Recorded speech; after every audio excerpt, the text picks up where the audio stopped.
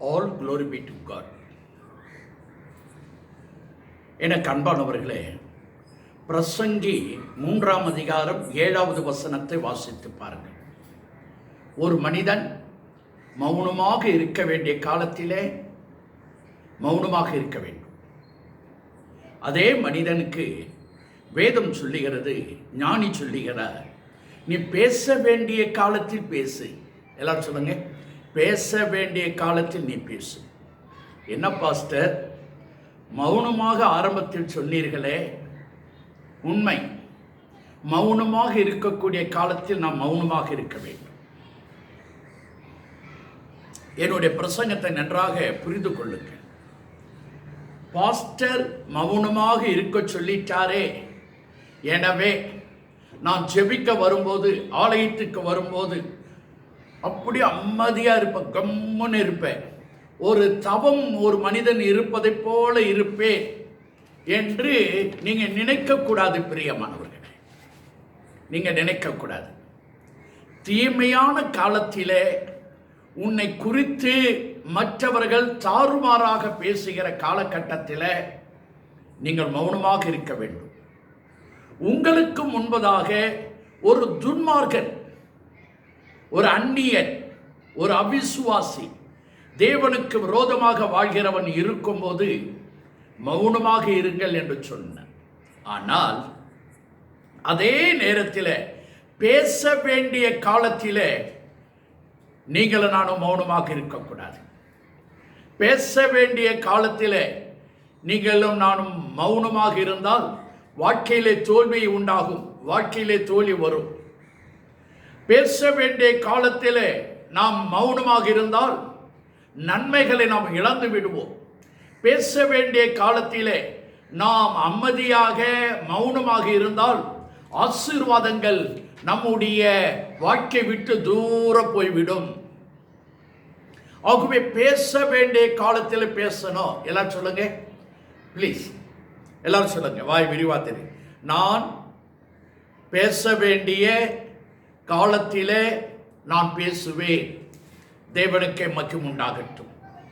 2 ராஜாக்கள் புத்தகம் 18ஆம் அதிகாரம் 36வது வசனத்தை வாசித்து பாருங்க. சனகெரிப் என்கிற ஒரு ராஜா தன் சேனாதிபதியாகிய ரப்சாகேவை எசேக்கியாவிடத்தில் அனுப்புகிறார். எசேக்கியாவிடத்தில் அவன் அனுப்புகிறார். இந்த ரப்சாகே என்ன செய்கிறார்? தேவ ஜனங்களை தூஷிக்கிறான். பேசி பேசி பேசி பிரைன் வாஷ் பண்றான்.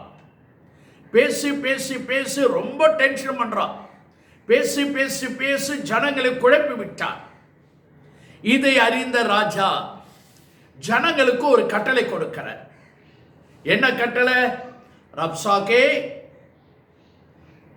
ஜனங்களுக்கு ஒரு கட்டளை. என்ன கட்டளை? ரப்சாகே அவன் எது வேண்டுமானாலும் பேசட்டும், எது வேண்டுமானாலும் பேசட்டும், நீங்க ஒரு வார்த்தையை பேசாதீர்கள். நீங்க ஒரு வார்த்தையை பேச, மௌனமாக இருங்கள். அதே ராஜா பேச வேண்டிய காலத்தில் பேசுகிறான். ஜனங்களை மௌனமாக இருங்கள் என்று சொல்லிவிட்டு அதே ராஜா பேச வேண்டிய நேரத்தில் பேசுகிறான். எப்படி பாஸ்டர் சொல்றீங்க? ரப்சாகே அங்கு வருகிறான், ராஜாவை சந்திக்கிறான். ராஜாவே, எங்கள் சனகெரிப் ராஜா எழுதி கொடுத்த கடிதம் இதுதான், பிடித்துக்கொள். எசேக்கியா அந்த கடிதத்தை பிரித்து படித்து பார்த்தார்.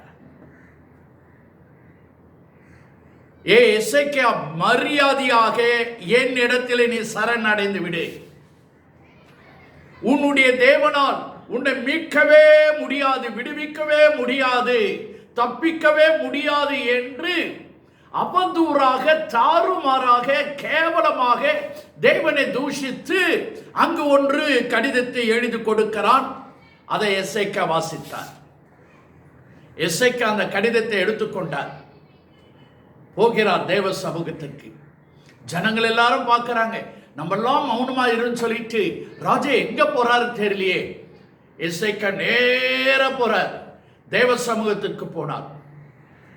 சனகெரிப் கொடுத்து அனுப்பிய தாறுமாறாக கேவலமாக தூஷணமாக எழுதின அந்த கடிதத்தை அப்படியே தேவ சமூகத்தில் தேவ பிரசன்னத்தில் விரித்தார். ஒரு ஜபத்தை ஏறெடுத்தார். கர்த்தாவே, அவன் எழுதின வாசகத்தை கடிதத்தை உன் சமூகத்தில் கொடுத்திருக்கிறேன், தயவு செய்து நீங்கள் வாசித்து பாருங்கள். தெய்வமே, நீ வாசித்து பாருங்கள். நீங்க தான் அதற்கு பதில் கொடுக்க வேண்டும், நீங்க தான் பதில் தரணும் என்று பேச வேண்டிய இடத்திலே பேச வேண்டிய காரியத்திற்காக எசேக்கியா அங்கே ஜெபிக்கிறான். ஜனங்களை அமைதியாக மௌனமாக இருங்கள் என்று சொன்னவன் தேவ பிரசன்னத்திலே தேவ சமூகத்திலே ஜெபத்தின் மூலமாக பேசினார். புரிகிறதா சத்தியம்? ஜெபத்தின் மூலமாக தேவ சமூகத்தில் பேசின எசேக்கியாவுக்கு என்ன நடந்தது? கர்த்தர் பதில் தந்தார். அப்படியா? ஆமாங்க, கர்த்தர் பதில் தந்தார். சனகரிப்பு வீட்டுக்கு போனா அன்றைய தினமே அவங்க பிள்ளைங்க அவனை கொன்று போட்டார்கள். நான் தாழ்மையாக சொல்லட்டும், நீங்க தேவ சமூகத்தில் மட்டும் தேவ பிரசன்னத்தில் மட்டும் தேவ ஆலயத்திற்கு வந்த பிறகு நீங்கள் மௌனமாக இருக்கக்கூடாது. தேவ சமூகத்திலே தேவ பிரசன்னத்திலே உன் இருதயத்தை ஊற்றி விடுங்கள். அங்கு அர்ப்பணிப்பு காணப்படட்டும், ஒரு ஒப்பு கொடுப்பது காணப்படட்டும். தேவனோடு ஃப்ரீயா பேசுங்க. வேதத்தில் நான் வாசித்து பார்க்கிறேன், தேவ சமூகத்திலே இருதயத்தை ஊற்றி விட்டவர்கள் வெற்றி நிச்சயம். அவர்கள் தேவ சமூகத்தை விட்டு போகும்போது துக்கமாக போனதே கிடையாது. உங்க அறையை நோக்கி போங்க, உங்க அறையை பூட்டுங்க, அந்த ரங்கத்திலே உன்னுடைய பிதாவை நோக்கி கூப்பிடுங்க, அவர் வெளியரங்கமாக உனக்கு உத்தரவு கொடுப்பார். போங்க, ரூம்ல போயிட்டு கதவை பூட்டிட்டு அழுது ஜெபம் பண்ணுங்க, உபவாசத்தை ஜெபிங்க. உன் பிதா உனக்கு வெளியரங்கமாக நீ சீக்கிரட்டா நீ பிரேயர் பண்ணா அவர் பப்ளிக்கா உனக்கு பதில் கொடுப்பார். அவர் பதில் கொடுப்பார். பேச வேண்டிய காலம் ஒன்று உண்டு. நான் யோசிக்க இதுதான் பேச வேண்டிய காலம், ஜெபிக்கிற காலம் இதுதான். நம் இருதயத்தை ஊற்றி கண்ணீரோடு விண்ணப்பத்தின் ஆவியை கொடுத்து மன்றாட்டின் ஆவியை ஊற்றி ஜெபிக்கிற காலம் இதுவே. மௌனமாகிறாதே. யோசுவாவின் புத்தகம் 6ஆம் அதிகாரம், தயவு செய்து 10ஆம் வசனத்தை எடுத்துக்கொள்ளுங்கள். யோசுவாவின் புத்தகம் 6ஆம் அதிகாரம் 10வது வசனத்தை படிச்சு பாருங்க. அவர்கள் முன்னேற முடியாத அளவுக்கு பெரிய ஒரு மதில் சுவர் எரிகோ என்கிற ஒரு கோட்டை தடுக்கிறது. கர்த்தர் சொன்னார், எரிகோ மதிலை சுற்றி வர சொன்னார். எத்தனை நாட்கள்? 6 நாள் மௌனமாக சுற்றி வரும்படி சொன்னார். அந்த 6 நாள் நீங்கள் ஆர்ப்பரிக்காதீர்கள், வாயினால கூட சத்தம் காட்டாதீங்க, வாயிலிருந்து ஒரு பேச்சு புறப்பட வேண்டாம். அன்பானவர்களே, ஒரு சரித்திர ஆசிரியர் அந்த எரிகோ மதிலை குறித்து சொல்லுகிறார். அகலம் சுமார் 27 அடி நீளமா அகலமா. எரிகோ மதில் மேலே ராகாப் வீடு கட்டி உட்கார்ந்து கொண்டு இருக்கிறார். 6 நாள் மௌனம், வாயை திறக்க கூடாது, பேசக்கூடாது. பிரியமானவர்களே, உன் வாழ்க்கையிலே முன்னேற முடியாத அளவுக்கு உன் தொழிலிலே, குடும்பத்திலே, வியாபாரத்திலே பல தடைகள் காணப்படுகிறதா? நீங்க முன்னேற முடியாத அளவுக்கு சாத்தான் சத்துரு பல கோட்டைகளை கொண்டு வந்து வைத்திருக்கிறானா? கலங்காதீர்கள். கர்த்தர் சொல்ற வரைக்கும் நீங்க மௌனமாக சுற்றி கொண்டே இருங்கள். மௌனம் 6 நாள் மௌனமாக சுற்றி கொண்டே இருங்கள். யோசுவா 6ஆம் அதிகாரம் 16வது வசனம். இப்போ பேச வேண்டிய காலம் வந்து விட்டது, சத்தம் போடக்கூடிய காலம் வந்து விட்டது, ஆர்ப்பரிக்கிற காலம் வந்து விட்டது. 6 நாள் மௌனமாக இருந்து பேசக்கூடாது என்று சொன்னதுக்கு கீழ்ப்படிந்த உடனே 7ஆம் தரம் ஆசாரியர் எக்காலங்களை ஊதுகையிலே யோசுவா ஜனங்களை நோக்கி, மௌனமாக இராதீர்கள், அமைதியாக இராதீர்கள், ஆர்ப்பரியுங்கள், பட்டணத்தை கர்த்தர் உங்களுக்கு ஒப்பு கொடுத்தார், கர்த்தர் ஆர்ப்பரியுங்கள், துதியுங்கள், தோத்திரம் பண்ணுங்க, அல்லேலூயா போடுங்க என்று சொல்லும் போது நீங்கள் ஆர்ப்பரியுங்கள், ஆர்ப்பரியுங்கள் என்று சத்தம் கேட்கும். அற்புதம் செய்யும் நேரம் வந்துவிட்டது. அஸ்திபாரங்கள் அசைகிற நேரம் வந்துவிட்டது. துதிக்க வேண்டிய நேரத்தில் கர்த்தரை துதியுங்கள். பிரியமானவர்களே, இந்த 6 நாள் மௌனமாக நீங்கள் வரும்போது என் தேவன் அந்த எரிகோ கோட்டையினுடைய அஸ்திபாரத்தை அவர் கம்ப்ளீட்டா என்ன பண்றார் தெரியுமா? வீக்காக்கிட்டார். இவர்கள் அந்த 7ஆம் தரம் சுற்றி வரும்போது, ஆர்ப்பரிக்கும் போது, ஏற்கனவே பவுண்டேஷன் லூஸ் ஆயிட்டு பாருங்க, உடனே தரமட்டமாகிவிட்டது. ஆர்ப்பரிக்க வேண்டிய நேரம் வந்தது. அவர்கள் ஆர்ப்பரித்தார்கள். சொல்லுங்க, மௌனமாக இருக்கிற ஒரு காலம், அதே நேரத்திலே ஆர்ப்பரியுங்கள் சத்தம் கேட்கிறது. காலையிலே 4 மணிக்கு எழுந்திருந்து கர்த்தரை துதியுங்கள். சகோதரிகளை பார்த்து சொல்லட்டும், உன் கணவன் காலையிலே அதிகாலை வேலை 4 மணிக்கு எழுந்தாலும் சரி, எழும்பவில்லை என்றாலும் சரி, அதே போல சகோதரர்களை பார்த்து சொல்லட்டும், உன்னுடைய மனைவி காலையிலே அதிகாலை 4 மணிக்கு எழுந்தாலும் சரி, எழுந்திருக்கவில்லை என்றாலும் சரி, சகோதரனுக்கும் சகோதரிக்கும் பார்த்து சொல்லுகிறேன், உன் பிள்ளைகள் அதிகாலை 4 மணிக்கு எழுந்தாலும் சரி, எழுந்திருக்கவில்லை என்றாலும் சரி, உன்னுடைய பெற்றோர்கள் பிள்ளைகளே, உன்னுடைய பெற்றோர்கள் அதிகாலை 4 மணிக்கு எழுந்தாலும் எழுந்திருக்கவில்லை என்றாலும் சரி, நீங்கள் அதிகாலையில் எழுந்து தோத்தறியுங்க. அதிகாலையில் எழுந்து அதிகாலையிலே அவரை தேடுங்க, கண்டடைவீர்கள். உங்க வாழ்க்கையில் இருக்கக்கூடிய தடைகள் நீங்கும். உங்க வாழ்க்கையில் இருக்கக்கூடிய போராட்டங்கள் நீங்கும். உனக்கு முட்டுக்கட்டியாக இருக்கிற எரிகோகள் தரை மட்டமாகும். ஒவ்வொரு நாள் அதிகாலை 4 மணிக்கு அது ஆர்ப்பரிக்கிற நேரம், அது துதிக்கிற நேரம், தெய்வத்தை தேடுகிற நேரம், தேவனோடு ஐக்கியமாகிற நேரம், தேவனோடு பேசுகிற நேரம். தேவனை நோக்கி துதியுங்கள். வேதத்தை நான் என்ன பாச அதிகாலை 4 மணிக்கு சொல்கிறீர், எப்படி சொல்லுகிறீர்? ஆண்டவராகிய இயேசு கிறிஸ்து ஒரு முறை கடலிலே நடந்தார். அவர் எந்த ஜாமத்திலே கடலின் மீது நடந்தார்? 4ஆம் ஜாமத்தில் கடலிலே நடந்தார். கொஞ்சம் நிதானமா, மைனிட்டா, அது ஸ்லோவா நீங்க கணக்கு போட்டு பார்த்தா அந்த 4ஆம் ஜாமம் என்பது 3:45 மணி, 3:45 AM, 3:45 AM. ஒரு இடத்திலே சங்கீதக்காரன் இப்படி சொல்லுவான், 119ஆம் சங்கீதம் 148வது வசனம், உமது வசனத்தை தியானிக்கும்படி குறித்த ஜாமம் அதற்கு முன்னமே என் கண்கள் விழித்துக் கொண்டது. அவர் சொல்ற, உம்முடைய வசனத்தை தியானிக்கிறது நீங்க குறித்து வைத்தீர்களே, அந்த ஜாமத்திற்கு முன்பதாகவே நான் விழித்துக் கொண்டேன். அப்படியானால் தேவன் குறித்து வைத்த ஜாமம் எது? 3:45 மணிக்கு விழித்துக் கொள்ளுங்கள். சில பேர் சொல்லுவாங்க, நான் எழுந்திருந்த ஜாமம்லாம் பார்த்தேன் பாஸ்டர், அது அப்படியே தூக்க இழுத்துன்னு போயிடுச்சு. இல்லை பிரியமானவர்களே, தேவ சமூகத்தில் தேவன் குறித்த காலம், அதற்கு முன்பதாகவே உங்கள் கண்கள் விழித்துக் கொள்ளட்டும். இருதயத்தை திறங்கள், தேவனோடு பேசுங்கள், நீங்கள் துதியுங்கள், தோத்திரம் பண்ணுங்க.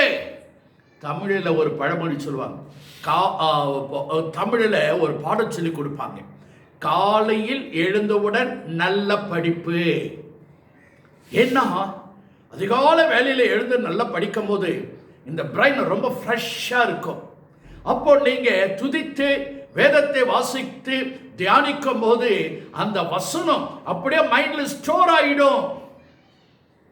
தயவு செய்து இப்படி உங்க வாழ்க்கையில ஒரு பிராக்டிஸ் கொண்டு வாங்கலாம். நான் டெய்லி 3:45 மணிக்கு எழுந்திருப்பேன், எழுந்திருந்து வேதத்தை வாசிப்பேன். நீங்க அதிகால வேளையில இப்படி ஒரு பிராக்டிஸ் பண்ணி பாருங்க. உங்க வாழ்க்கையை தகர்க்க, உங்களுடைய நற்பெயரை கெடுக்க, உங்களுடைய வியாபாரம், தொழில், குடும்பத்தை நாசப்படுத்த வருகிற போராட்டங்கள், நெருக்கடிகள், இக்கட்டுகள், சதி ஆலோசனைகள், பிசாசின் காரியங்கள் தோல்வி அடையும். நீங்கள் நிச்சயமாக வெற்றி பெறுவீர்கள். காரணம், அதிகால வேளை நீங்கள் எழுந்திருந்து ஜெபம் பண்றீங்க, துதிக்கிறீங்க. அப்போ கர்த்தர் உங்களோடு கூட பேசுவார். பேச வேண்டிய காலத்தில் பேசு. தேவனுக்கே மகிமை உண்டாகட்டும். நியாயாதிபதிகள் புத்தகம் 7ஆம் அதிகாரம் 20வது வசனத்தை தயவு செய்து வாசித்து பாருங்கள். கர்த்தர் ஜனங்களுக்கு ஒரு டெக்னிக்கா ஒரு யுத்தம் செய்ய கற்றுக் கொடுக்கிறார். நான் அந்த யுத்தத்தை செய்கிறவர்களையே பார்த்து படிக்கும்போது ஆச்சரியமாக இருந்தது. தேவன் இப்படியும் ஒரு டெக்னிக்கா ஒரு யுத்தம் செய்கிறாரே என்று சொல்லி. அங்கே எதிரிகள் படைகள் இருக்கிறார்கள், அங்கே லட்சக்கணக்கான போர் வீரர்கள் இருக்கிறார்கள்.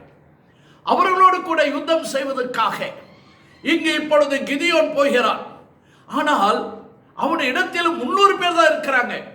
எதிரிகள் இடத்தில் லட்சக்கணக்கானவர்கள், இங்கு 300 பேர். கிதியோன் சொல்லுகிறார், 300 பேரே என்னோடு கூட வாருங்கள், நான் என்ன செய்கிறேனோ நீங்க அதே போல செய்யுங்க, நான் செய்வதை போல நீங்க செய்யுங்க. கிதியோன் 300 பேரிடம் அவர் எக்காலத்தை கொடுக்கிறார். வலது கையில பிடித்துக் கொண்டார்கள். ஒரு பானை, அந்த பானைக்குள்ள ஒரு தீவெட்டி, அதை வைத்து ஒரு இடது கையில பிடிக்கும்படி சொல்லுகிறார். அவர்கள் போகிறார்கள். ஒரு கையில எக்காலம், இன்னொரு கையில பானைக்குள்ளே தீவெட்டி. இதுதான் இவர்களுடைய ஆயுதம், இதுதான் அவர்களுடைய ஆயுதம். சண்டையில ஜெயிக்கணும், கர்த்தர் சொல்லிட்டார். போறாங்க. யோசுவா 7ஆம் அதிகாரம் 17வது வசனம். 300 பேரே, நம்ம யுத்தத்தில் நான் செய்வதை பார்த்து நீங்களும் செய்யணும். வேற எதுவும் நீ செய்திடாதே, அமைதியா இருங்க. நான் என்ன செய்யறனோ அப்ப நீ செய். கிதியோனும் 300 பேரும் எதிரினுடைய பாளையத்துக்குள்ளே போய்விட்டார்கள். எக்காலத்தை ஊதினான், பானையை உடைத்தான், தீவெட்டியை உயர்த்தி பிடித்தான். கர்த்தரின் பட்டயம் கிதியோனின் பட்டயம் என்று சத்தமிட்டான். அமைதியா இருக்கிற காலம் உண்டு, ஆனால் கர்த்தரின் பட்டயம் கிதியோனின் பட்டயம் என்று சத்தமிடுகிற ஒரு காலம் உண்டு. பேச வேண்டிய காலத்தில் பேசினார்கள், ஜெயம் பெற்றார்கள். அன்பானவர்களே, நான் இதை ஆவிக்குரிய ரீதியில் விவரிப்பதற்கு இப்பொழுது நேரம் இருக்காது. ஷார்ட்டா சொல்றேன். இது எதை காட்டுகிறது? விசுவாசத்தின் அறிக்கை காட்டுகிறது. பேச வேண்டிய நேரத்தில் உன் விசுவாசத்தை கட்டவிழ்த்து பேசுங்கள். நெருக்கடியா, இக்கட்டா, போராட்டமா, நிந்தையா, அவமானமா, என்னால் ஒன்றுமே செய்ய முடியவில்லை என்று தவித்துக் கொண்டு இருக்கிறாயா? அதற்கு எதிராக, அதற்கு ஊடாக நீ சென்று விசுவாசத்தோடு பேசுங்கள். விசுவாச வார்த்தைகளை பேசுங்கள். உங்களோடு பேசும்போது எனக்கு ஆண்டவராக இயேசு கிறிஸ்துவினுடைய வாழ்க்கையிலே நடந்த ஒரு சம்பவம் ஒன்று ஞாபகத்திற்கு வருகிறது. என்னோடு கூட சேர்ந்து யோவான் எழுதின நற்செய்தியின் புத்தகம் 18ஆம் அதிகாரம் 5வது வசனத்தை வாசித்து பாருங்கள். ஆண்டவராக இயேசு கிறிஸ்து கெத்செமனே தோட்டத்தில் இருக்கிறார். ஆண்டவராக இயேசு கிறிஸ்துவை கைது செய்ய அங்க போர் வீரர்கள் வருகிறார்கள். கூட யூதாஸ் காரியோத்தோ வருகிறார். இவர் அவர்களுக்கு எதிர்கொண்டு சென்று, நம்முடைய க்ளோஸ் ரிலேஷன் யாராக வந்தா ஓடி போயிட்டு வரவேற்கிறோமே, அதை போல இவர் நேர எதிர்கொண்டு போய் அங்கே கிதியோன் எதிரினுடைய பாளையத்திற்குள்ளே போனது போல டைரக்டா ஃபேஸ் பண்றார். அங்க டைரக்டா ஃபேஸ் பண்றார். நேரா போயிட்டு இயேசு கேட்கிறார், நீங்க யாரை தேடுகிறீர்கள்? நீங்க யாரை தேடுகிறீர்கள்? நாங்க நசரனாகிய இயேசு தேடுகிறோம். அந்த நசரனாகிய இயேசு நான் தான். பேச வேண்டிய காலத்தில் இயேசு பேசினார். நீங்கள் தேடுகிற இயேசு நான் தான், நான் தான். உடனே கைது செய்ய வந்தவர்கள் பின்னிட்டு கீழே விழுந்தார்கள். சிஷ்யர்கள் எல்லாரும் ஓடி போயிட்டாங்க. இயேசு அந்த யுத்தத்தை, போராட்டத்தை டைரக்டா பேஸ் பண்ணினார். அவர்களை எதிர்கொண்டு போனார். அதுபோல கிதியோன் எதிரியின் பாளையத்திற்குள்ளே போனான். எக்காலத்தை ஊதுங்கள், எக்காலத்தை ஊத வேண்டிய காலம் உண்டு. இதுதான். அமைதியாக இருக்காதீர்கள், விசுவாசத்தோடு பேசுங்கள். வியாதி வருகிறதா? விசுவாசத்தோடு பேசுங்கள். பண நெருக்கடியா? விசுவாசத்தோடு பேசுங்கள். கர்த்தர் என்னை மேன்மைப்படுத்துவார், கர்த்தர் என்னை உயர்த்துவார், கர்த்தர் பணத்தை தருவார், எனக்கு ஆரோக்கியம் உண்டு, செழிப்பு உண்டு என்று சொல்லுங்கள். தேவனுக்கே மகிமை உண்டாகட்டும். 2 ராஜாக்கள் 7ஆம் அதிகாரம் 9வது வசனத்தை வாசித்து பார்க்கிறேன். அங்கு ஒரு குஷ்டரோகிகளுடைய ஒரு சம்பவம் எழுதப்பட்டிருக்கிறது. குஷ்டரோகிகள் இது வாழ்வா சாவா என்று நினைத்துக் கொண்டிருக்கிறார்கள். நடந்தது என்ன?